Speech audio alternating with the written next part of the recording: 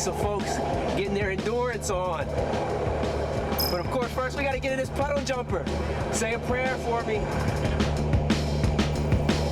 Here we go, man. Start a play, 16x9. Skagway, Klondike road race. Thousands of participants.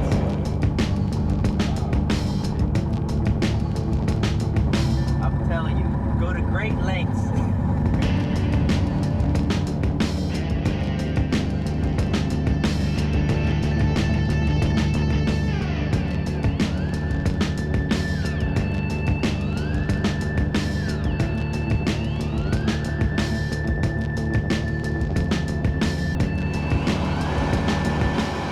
Philadelphia to Portland to Juneau, Alaska, on my way to Skagway. Can you believe that? On this, the first episode of Play 16x9, we're taking you outrigger canoe racing in Hawaii, Thai kickboxing in Bangkok, a huge tomato fight in Spain, and then we'll get our mow on in Ohio. Who would ever know Play would take me to all these places? And this is what we're going to get a chance to do. Everybody's going to get to go to these amazing places to participate and not spectate. That's what we're talking about doing, is getting in the middle of stuff.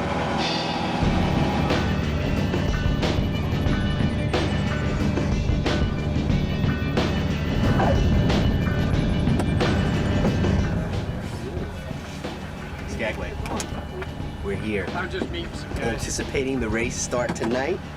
Should be off the hook. I might have to get a run in before the race tonight, since I won't be running tonight. But I gotta get my froth up, gotta get myself warmed up, gotta get ready for everything that's gonna happen tonight. Should be intense, should be exciting. Stay tuned, Play 16x9.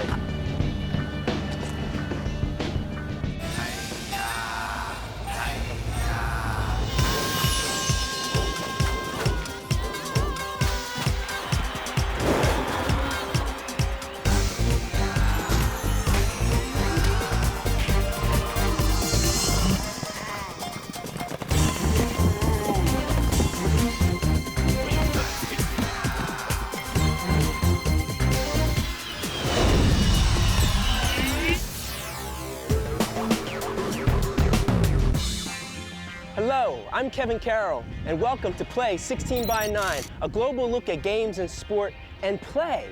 The most important thing that we all need to stop and think about as human beings, play. We're going to bring you an amazing look at games all over the world. We're going to be looking at outrigger canoe racing in Hawaii, Thai kickboxing in Thailand, La Tomatina from Spain, Lawn Mower racing in Ohio, and here, the backdrop for today's program, the Klondike 98 International Road Relay. This will be our launch pad, Skagway, Alaska. Why are we here? Because play is so important to us. There is a play renaissance coming upon us, a play reawakening. The importance of play is hardwired in all of us, but we do not think about it on a day-to-day basis. You hear that? That's the start of the race, the Klondike 98 International Road Relay. The runners will be coming by me any second now, and we'll be with them through the whole night. But first, I want to take you to the outrigger canoe races in Hawaii. It was started for a queen 30-some years ago. Enjoy the races in Hawaii, and I'll see you in a little bit.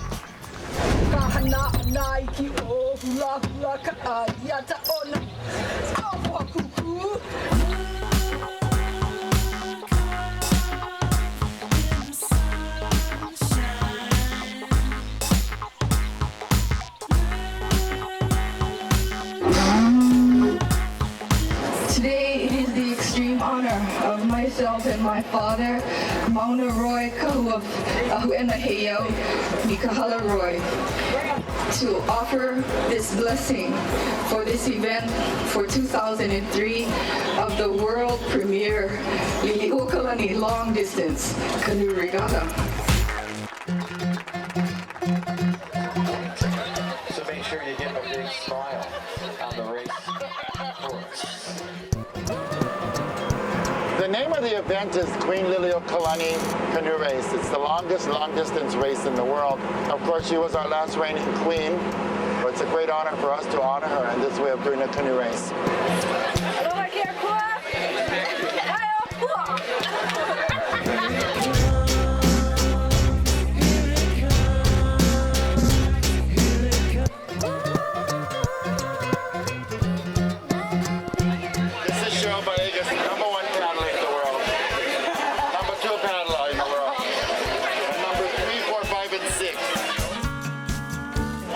Pocho, and it's a talkative name because I was so talkative when I was growing up. I've been paddling practically all my life. I continue on the journey of all the tutus, what we call tutus, and that's aunts and uncles. And half of them, no, a lot of them are not here no longer, but are fulfilling their dreams. The history of this sport really is, in the old days, there was two ways of transportation. You either went by foot or you went by canoe. Hawaii, when they migrated, they came on canoes, and canoes brought them here. When they needed to go fishing, they used canoes. When they needed to travel anywhere, they went on canoes. And we didn't have horses, we didn't have buggies, we didn't have anything. So like I say again, you either walked or you swam or you went on a canoe. I need your time. My name's Luana Froiseth and I'm an apprentice canoe builder. There's no secret really to building canoes except getting the specs in line. It really boils down to the 6 people that are in the canoe. Core boats have to be 400 pounds and have standard length and cut and everything else. There's a lot of regulations that you need to have. And core being so expensive and so big, they can run anywhere to $100,000 just for core now to build a boat. I taught the kids what is #1 respect is that they learn their cultural part first, and that's how river paddling, besides volleyball, basketball, whatever sport you into. The biggest part is that you participated in it and you enjoyed it as a team. But if you live in Hawaii, that becomes natural. It's part of you.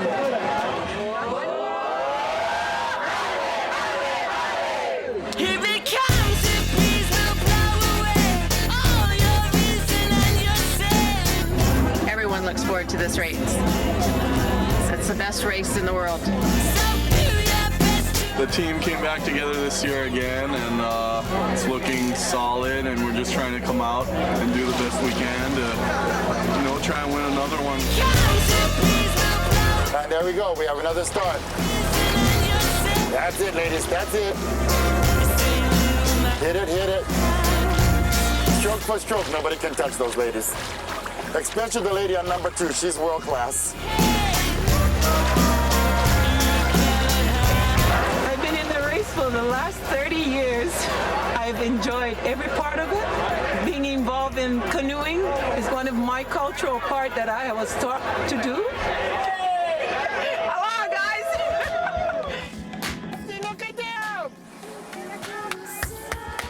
Where are the babies? Beautiful ladies!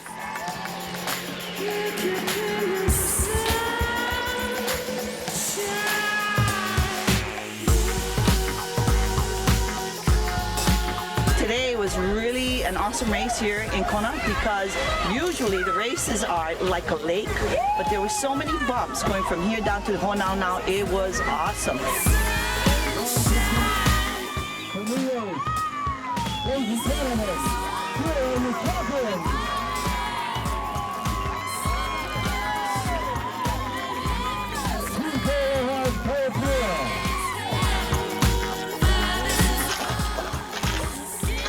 We did very well.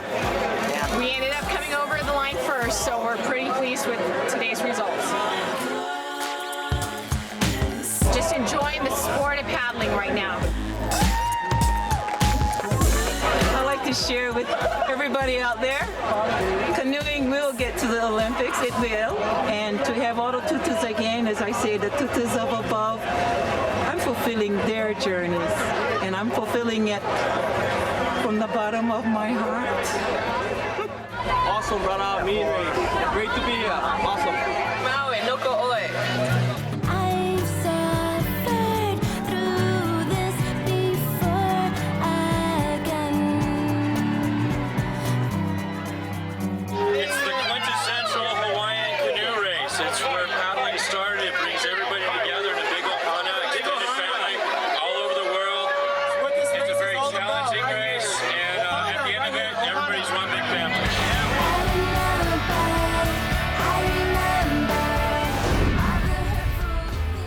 The Klondike Road Relay, which requires 110 miles of running with teams of 10 people. And they'll be doing this throughout the night. the endurance, the challenges, the terrain, but also the majestic beauty of Alaska and the Yukon. We're here at the Dead Horse Gulch Overlook, station number 2. Runners are starting to come through, and we're here with Ralph. How many years have you been doing this race? First time. First time. Yeah. Anticipation high? Yeah. Oh yeah. Adrenaline's high. Ready to go. How far will your leg be? 5.8 miles. 5.8 miles. Straight up. Straight up. Yeah. So this is the most difficult leg? I don't know. You've never done one, so you'll see, huh? That's excellent. Now, how long has your team been together? This second year they've come up from Play16X9 in Prince of Wales Island. Oh, that's wonderful. And how did you get selected, or how did you volunteer to come in? I just know the guys, and they needed somebody to run this Someone second willing leg. to run the second leg? Yeah. Oh, is this usually the leg that they always have trouble getting somebody for? They find somebody who says yes, and he's on. Oh, well, wonderful. Yeah. Well, good luck to Thank you. We'll be watching you.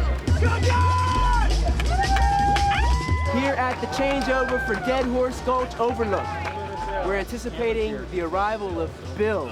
Bill is the ultimate quintessential endurance athlete. There he is, He's done the first leg here. Here he comes, Bill. He's got a number 1 and a number 2 on, indicating that he's going to be doing both legs. Do your thing, Bill. Do your thing, Bill. The quintessential endurance athlete. Bill is doing the 2 most difficult stages of this race. The first 10 miles, and now the second one here at the changeover for Dead Horse Gulch Overlook. Stay with us, because we're going on another journey. This time to the heart of Southeast Asia, to steamy Bangkok, Thailand, where a 17-year-old Thai kickboxer is about to make his big debut. All that and more when Play16x9 returns. Stick around.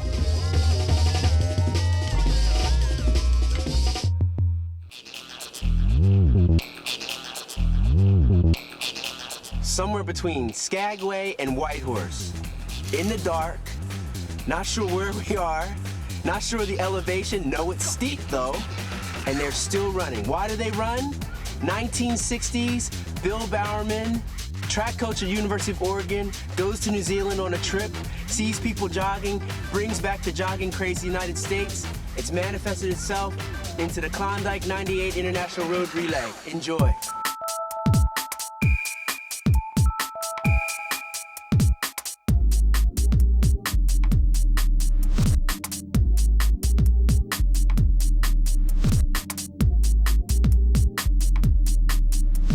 The Klondike International Road Relay started 21 years ago with a group of people that just wanted to do something different. This race is not simple.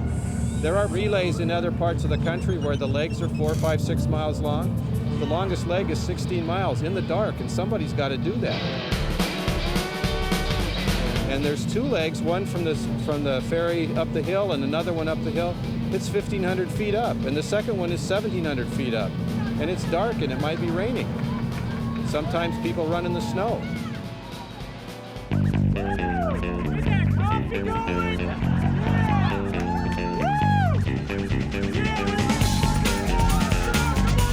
It's fun. It's what we do for fun. It's the second time I've done this race.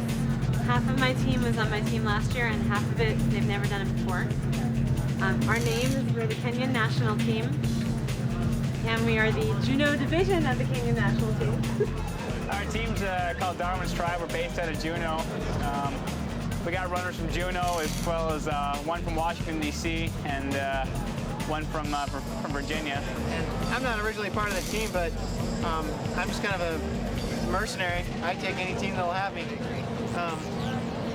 But I'm excited to run with these guys because everybody is ready to run hard and try to do well. And it's personal challenge as well. The 4 of us are all cancer survivors, so we're an all-cancer survivor team. We're a walking team, and we're going to walk the first 4 legs of the Klondike. Once you see the first team start at 7 o'clock tonight, Yukon time, they're just so excited. Some of them are first-timers. It's not an event just for the fastest runners anymore. It used to be. Now it's for everybody. We just want to make it through our legs and have the party at the end. That's what we want to do.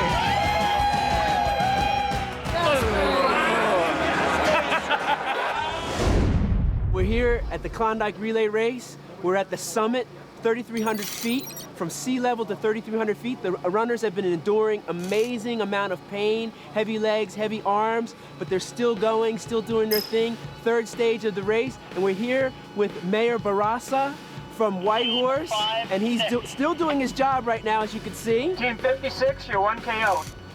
Handling his business here, and we're gonna ask him a few quick questions. We don't want to keep him from doing his work. So Mayor, how long have you been the mayor at Whitehorse? 3 years now. 3 years now. And also I'd like to know, so what do you think the significance of this race is? Why do people choose to participate in this every year? 21? Team 81, Team 81. 69. Team 69, you're 1 kilometer out. Why do people participate?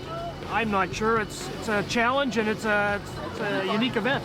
And have you run any of this race? No, I haven't. No. Have any desire to run any of this race? None whatsoever. None whatsoever? I've seen the weather here on the bad days, and I have no desire. So you have a tremendous amount of respect for what these people are doing absolutely. here. Especially you watch the runners that come in late at night, at 12, between 12 and 1 and 2, and they're flying through here. They are incredible athletes. Oh, that's my guy. That's my guy right there. We just interviewed him at stage 2. Just finishing stage 3 here, Klondike Relay Race. We're here sharing with you this amazing race, 110 miles. We're at the summit here, 3,300 feet. So now we're going to take you to Thailand, steamy Bangkok, to Lumpini Stadium, the #1 fighting arena in Bangkok, Thailand. And we want you to share the 17-year-old fighting debut of a Thai kickboxing champion.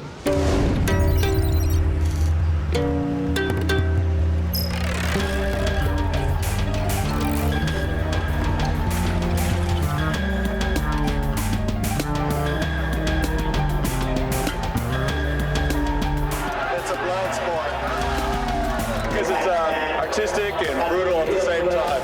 A lot of culture in this sport. Very intense. Much more than American style boxing. They go for it like nobody else. I've tried some different sports. They don't have the intensity of Muay Thai. That's where all the big names in Thailand are made. I've seen Muay Thai once before, but I've never been to this stadium. It's supposed to be the #1 place.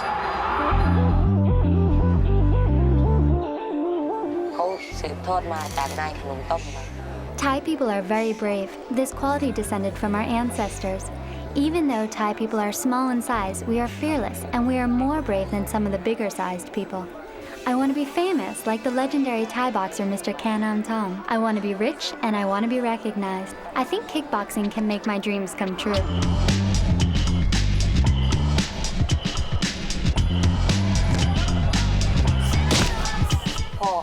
I started kickboxing when I was 7. My father brought me to my uncle's camp, and it was then that my uncle taught me how to kickbox.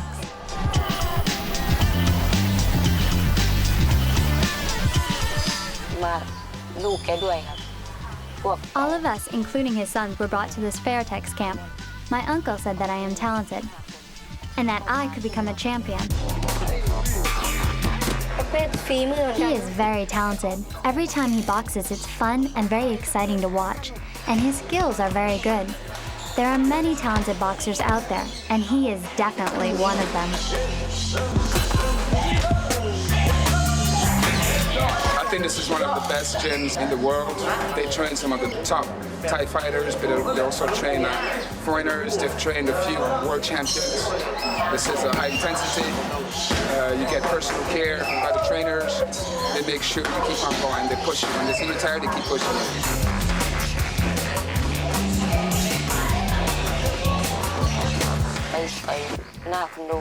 When I practice, I am not nervous at all, but when I am in the ring, I get really nervous.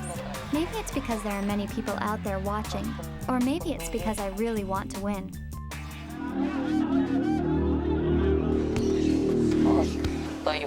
This Friday, I have a match against Kundaj. I'm very nervous, but I will try my best. I had a match with him before that I lost. This time I think I'm going to win because I've been practicing a lot and I'm not scared at all.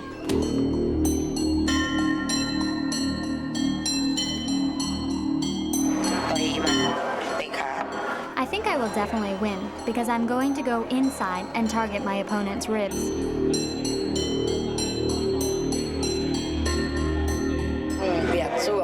I am mainly going to attack his right rib with my knees.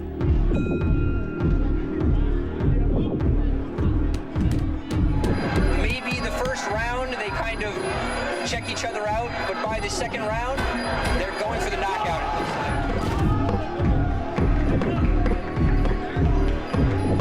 They're all very muscly, and they're all very strong, but mentally they get very tired after 5 rounds. So I think mental strength's very important. So you need the aggression, you need to have the mental focus, the toughness. Kickboxing is an unsafe sport, and there are many ways to get hurt in it, but getting a cut on your eye is the most dangerous and riskiest part about this sport. You have to be very careful and watch out for the elbows, because an elbow to the face can give you a big cut and can also make you lose consciousness.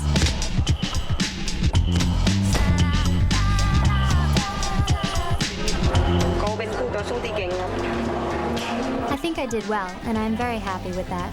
I think his skills decreased because he was exhausted.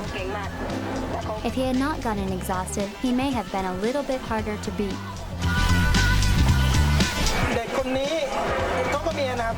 There is a possibility that Peckham will be a champion in the future. He is very disciplined. Moreover, Peckham is good-hearted, which I think is really important for boxers. His age and lack of experience are his only drawbacks. I think in 2 to 3 years, he'll be a lot better. If you want to become a top kickboxer, you have to work very hard and put in a lot of effort in your training. You must also defeat many people and win many matches, and that is the way to become a champion.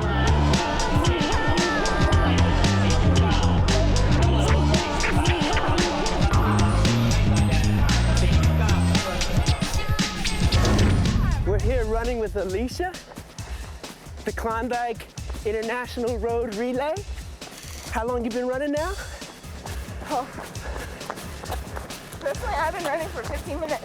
15 minutes? Stage 4, correct? Yeah. Now, have you done this relay before? No, this is the first time. First year? Yeah. And are you in college, high school? High school. High school still. Yeah. What year? Grade 12. Grade 12. My teachers have a team. Your teachers have a team? It's my goal to beat them. Oh, well, I gotta make sure. That's happening. Do we got a good pace going here for you? I'm not holding you back, am I? Oh, no. Excellent. I'm trying to make sure I keep you. That's bragging rights. That's street cred we're trying to get here. Have you heard about La Tomatina at all? Just briefly. Yeah, so are you curious about what that is? Yeah. So La Tomatina is probably the world's largest food fight with tomatoes in Bunal, Spain. Whoa. I'd like to get into that. Well, I think, we're gonna get a chance to see this. I'm gonna continue to pace Alicia, and we'll be back. Play 16 by 9. Take it easy.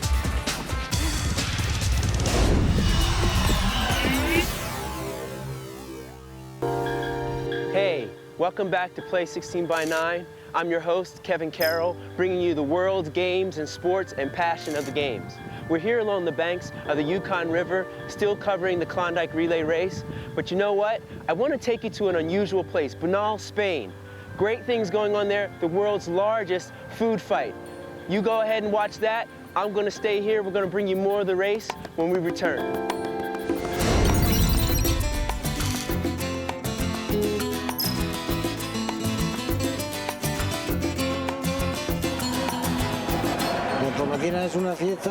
La Tomatina is a big celebration that started here, 1945, 46.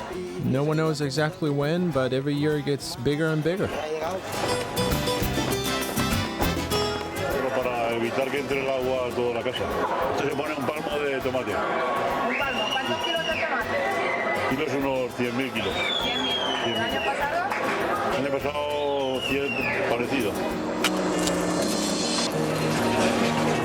Cuatro amigos que estaban almorzando un día de fiestas y al lado se calentaron y había un basquete de tomates, o sea, un cajón de tomates, y empezaron a tirárselo entre ellos. Y al año siguiente lo repitieron y lo volvieron a repetir y cada vez se iba juntando más gente. Luego lo prohibió la dictadura. The kids who try to grab the ham do it in groups. in groups of 6 or 8, working together, trying to climb to the top. And if they can't do it, the next group comes and tries to grab the hand.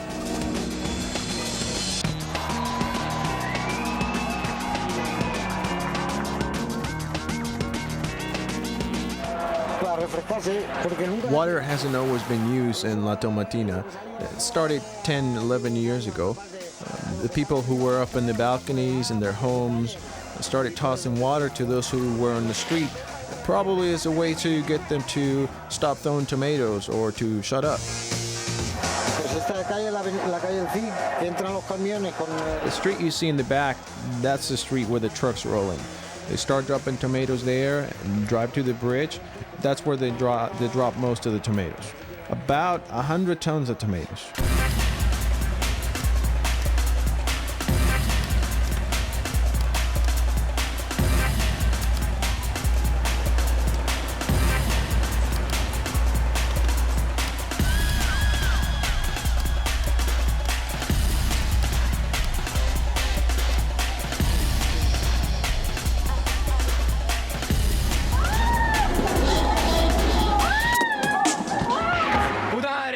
¡Tomate a tope!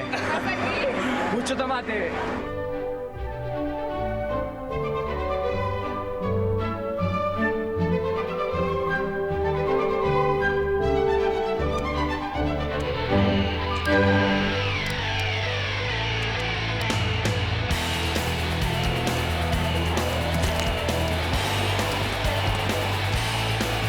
El año pasado me metí un poco por aquí por el medio y tal.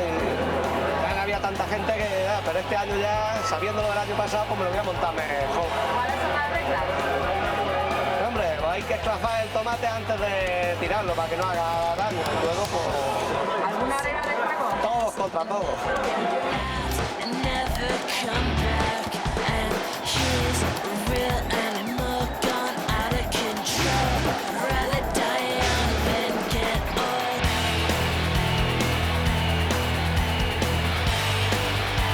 Bueno, participar, divertirse. This is a good thing. Everybody participates, everybody has fun. It's a good chance to spend a few hours with your neighbors. The young people get rid of all the adrenaline in their bodies in a matter of an hour.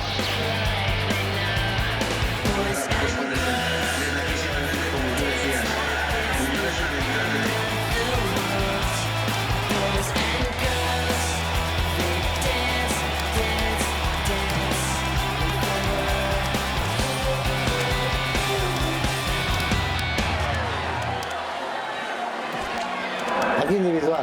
There are men and women out here, Canadians, Americans, people from all countries out here.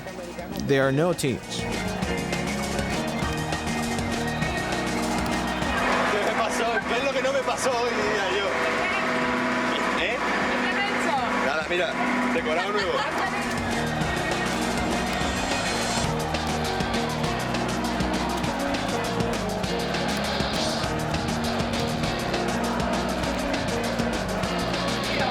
Muy bien, me lo he pasado muy bien, muy divertido, sí. ¿Repetirás? Sí, es la primera vez y creo que repetiré.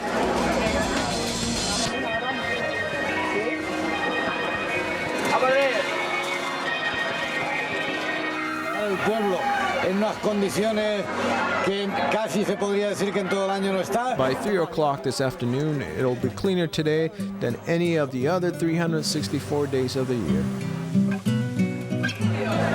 Todos los años lo mismo, pues sí que fastidia, sí. Sí que fastidia.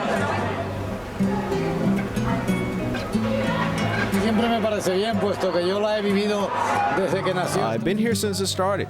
I lived it since it started. It's a really good celebration. Everybody participates. Every year, more and more young people come and take part in it. And at this point, I hope people from all over the world are watching it.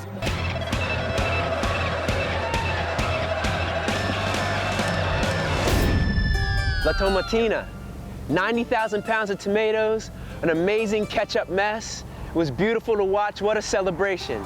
We're here 30 minutes away from the conclusion of this race. Well, actually, the first runners will be crossing the finish line. Can't wait. We're going to go to a break, and when we come back, we're going to take you to the Buckeye State for lawn mower racing. Stick around.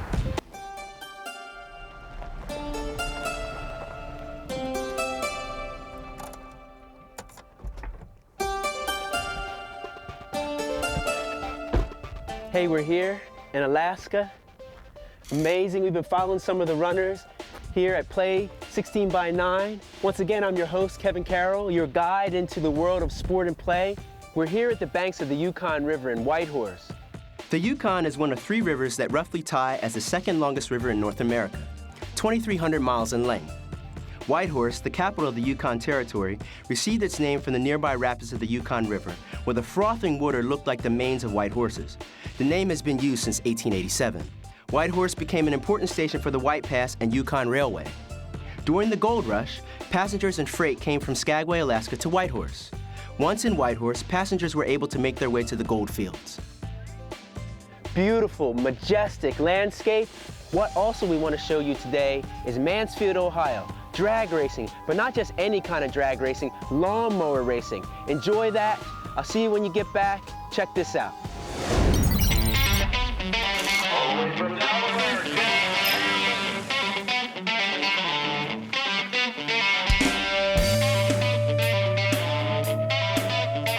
Lawnmower racing was invented in 1973 in the British Lawnmower Racing Association.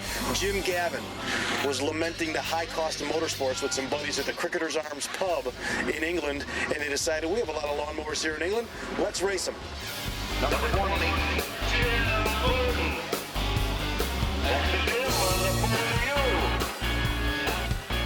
all the way from Delaware,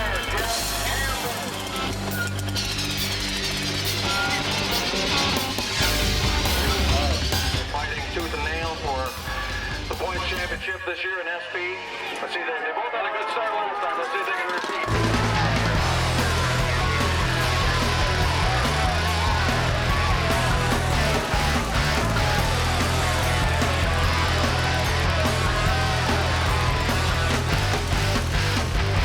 The state of lawn racing has changed and evolved over the past few years in tremendous ways, but yet its core values have stayed the same.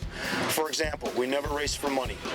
We keep the blades off for safety. We have a good spirit of camaraderie. We all enjoy each other's company. Even the most arch rivals on the track are swapping parts back in the pits.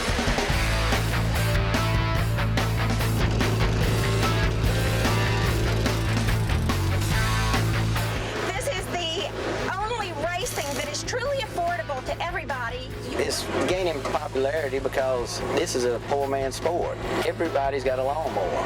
Anybody can do this. You can take a piece of junk and you can turn it into something that'll fly. Just doing that is what's really good about the sport. Is it's your own creation. It's not anybody else's. And everybody out here is taking a piece of junk and made it go fast. Don't go out unless the guy in front of you has already gone out in front of you. Let's go straight out on the track, get straight on the grid. All blades are taken off for safety. You have to pass a rigorous tech inspection. You have to have a lawnmower engine that was originally designed for residential lawnmower. No motorcycle engines, no snowmobile engines. You have to have long shirt, long sleeves, racing helmet, neck collar. We keep it very, very safe. A few bangs and bruises, a few broken bones here and there, that's racing, but never any very, very serious injuries. Most of the sports, the racing sports, money-driven. Is there no money in the sport? No, only trophies and bragging rights. Most of the money is outflow. There's not much inflow. We don't accept money in return for racing. All we want is a trophy and a little bit of bragging. Flipping through the channels with a remote in my hand, and I catched the Nationals race 3 years ago on TV. I was hooked. I jumped up and became a member the next day, and this is my 3rd year racing lawnmower.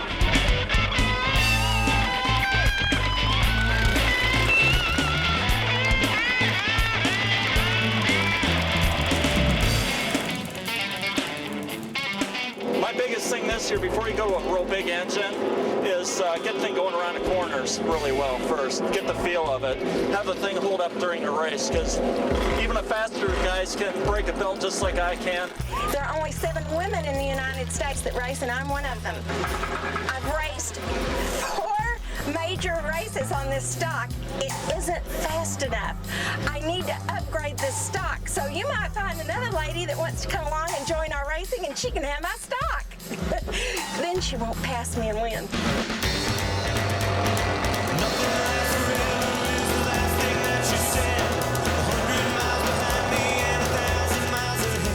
But the team sport because you got people working on them together, but yet everybody gets along and helps each other out too. So it's an individual and a team sport both, I can see. And it just looks like a lot of fun. A lot of people get together for the fun of it and have a good time. We decided to get married at the Nationals because all of our friends were here and it was something we wanted to share with them. Dr. Art Neville is the flower girl. I knew.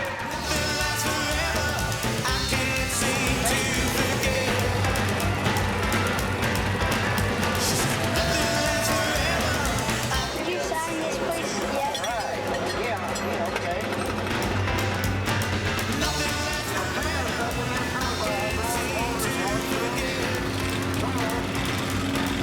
And I always loved monster trucks. Every time there was a show in town, I'd go, and so I said, well, wouldn't that be neat to have a mower that kind of works like a monster truck? I got to do something different. So I just started throwing it together, and a year later, this is what I ended up with. You don't want to drink too much because you come up with some pretty stupid ideas. Number one, you build a monster mower. Number two, you decide to jump a little more bull mower with your monster mower.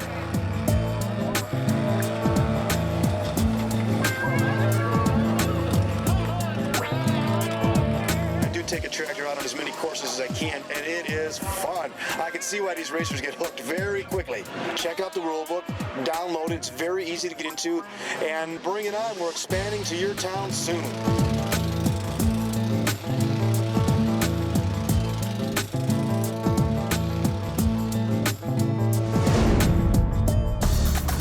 Are you kidding me?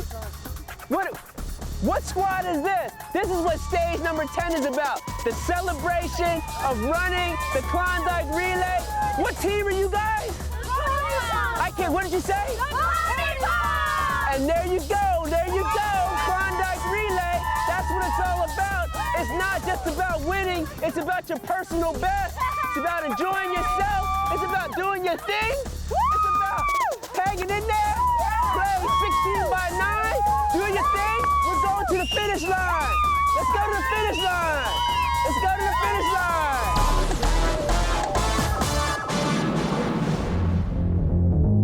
We're at the conclusion, at the finish line. Klondike International Road Relay. We've traveled 110 miles from Skagway to Whitehorse, and now we're here. We're awaiting the arrival of the first runner who will cross the line. Team number 86, Take No Prisoners, from Anchorage, Alaska. Some of the team members are over here right now, waiting to greet their team member who is going to be crossing the line for the first time. I understand they're repeat winners also, so this is a fantastic opportunity for all of us to cheer them on and to welcome them.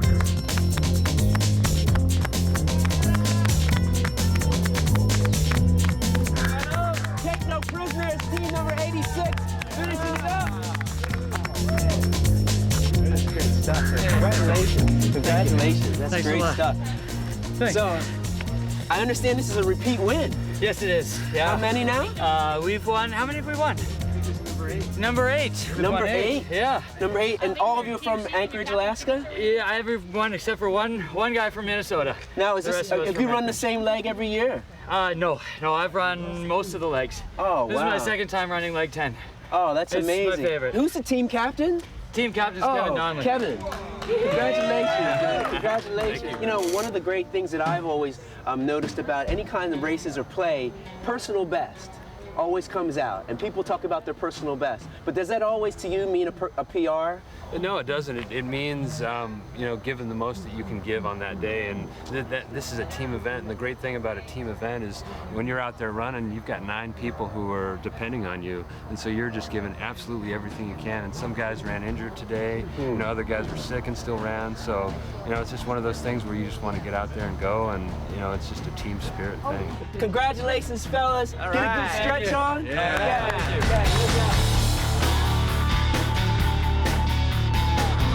Team 118 coming in. Poor Doo-Doo is the name of this team. The second team to cross the finish line here. Coming in.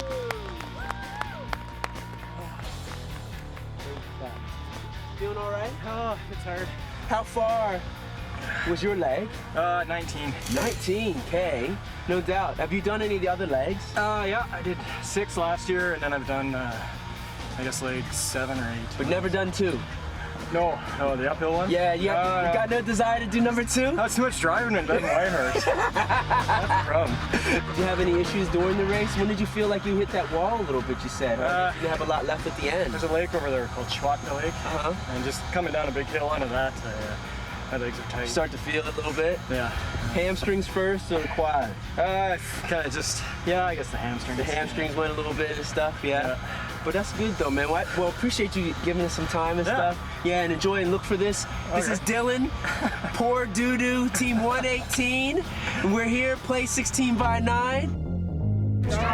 Oh, Darwin's Tribe, red and black. I saw you guys in Skagway. Where's your jacket at? Yeah. Darwin's Tribe. There it is, exactly. Team 109. How many years have you guys been coming here?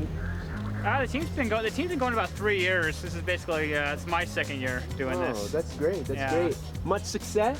Much success. We were the mixed champions last year, and right now we're in the open division. We're going to be second overall to the Take No Prisoners team. Oh, wow. We're going to be even faster than we were last year. Oh, so. well, that's good. Darwin's Tribe, all here, rooting in. What is his name that's coming in? Sean Miller. Sean Miller coming in, running the double, 7 and 10, right? He's taking one for the team. Oh, taking one for the team. They're only 8 deep, but they're coming in number 2 overall in the open division.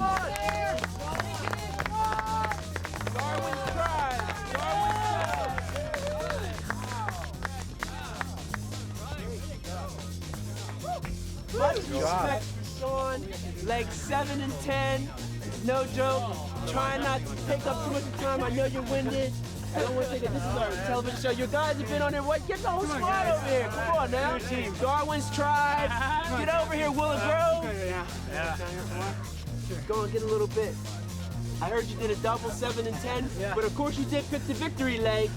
So I got a lot of love. That's a smart move on your part. If you are going to do the double, you don't hide yourself. You don't hide yourself, right? You come in here and you do your thing. Team 109, Darwin's Tribe, representing Juneau, but also representing United States from all over the place and stuff. We're here at Play16x9, here at the Klondike race, here in the Yukon. The squad, amazing. Well, that's it. Race is over. As you can see, a lot of action going on behind me. I'm gonna go take some of that in. We just got done talking to the captain of the winning team. An amazing race, a challenging race, but they came through. But all the other runners came through too. They brought their personal best. And that's what this is all about. Play16x9 is bringing you people's personal best. So what do we have in store for you next time on Play16x9? Hey, we have bull racing, elephant polo, and we have something I've never seen before, bog snorkeling. I can't wait to see that. I ran the Klondike Trail of '98.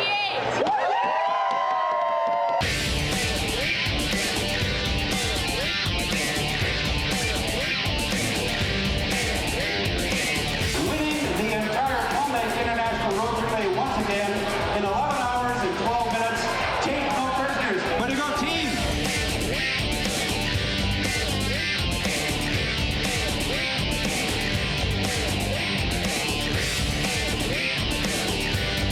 Thanks for coming again.